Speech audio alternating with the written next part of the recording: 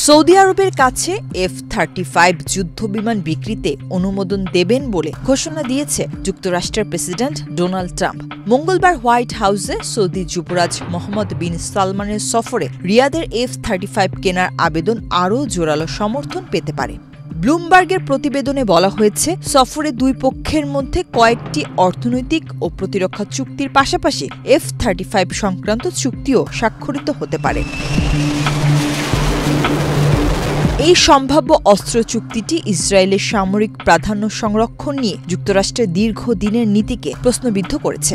মার্কিন আইনে ওয়াশিংটনের বাধ্যবাধকতা রয়েছে যে ইসরায়েল যেন তার আঞ্চলিক প্রতিদ্বন্দ্বীদের তুলনায় প্রযুক্তিগতভাবে এগিয়ে থাকে। এক্সট্রিম মশার কয়েল প্ল্যান্ট ফাইবার দিয়ে তৈরি, তাই সহজে ভাঙে না, সুগন্ধিযুক্ত ও নিরবিচ্ছিন্নভাবে জ্বলে। ডেঙ্গু, চিকুনগুনিয়া বাহি সহ যে কোনো মশার বিরুদ্ধে দেয় এক্সট্রিম সুরক্ষা।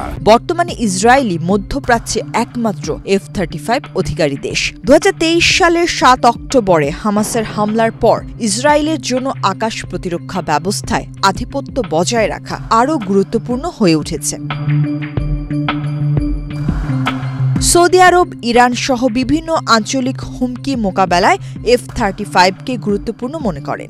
এটি একই সঙ্গে গোয়েন্দা তথ্য সংগ্রহ, ড্রোন ইউনিটকে নেতৃত্ব দিয়ে যৌথ হামলা এবং শত্রুপক্ষের জটিল বিমান প্রতিরক্ষা ভেদ করতে সক্ষম।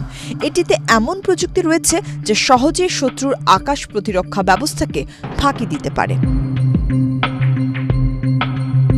F-35-এর সংবেদনশীল প্রযুক্তির কারণে যুক্তরাষ্ট্র এটি শুধু ঘনিষ্ঠ সামরিক মিত্রদের কাছে বিক্রি করে। প্রেসিডেন্ট ট্রাম্প অনুমোদন দিলেও কংগ্রেস রফতানি লাইসেন্স আটকে দিতে পারে। ইসরায়েল চায় F-35 বিক্রির আগে রিয়াদ তাদের সঙ্গে সম্পর্ক স্বাভাবিক করুক।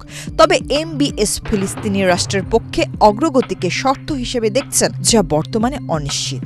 এর আগে 2020 সালে ট্রাম্প সংযুক্ত আরব আমিরাতের কাছে F-35 যুদ্ধবিমান বিক্রির অনুমোদন দিয়েছিলেন। বিনিময়ে দেশটি ইসরায়েলের সঙ্গে আনুষ্ঠানিক সম্পর্ক স্থাপনে রাজি হয়েছিল। তবে 2021 সালে ট্রাম্পকে হারিয়ে জো বাইডেন যুক্তরাষ্ট্রের প্রেসিডেন্ট হওয়ার পর কংগ্রেসে ওই চুক্তি বাতিল হয়ে যায়।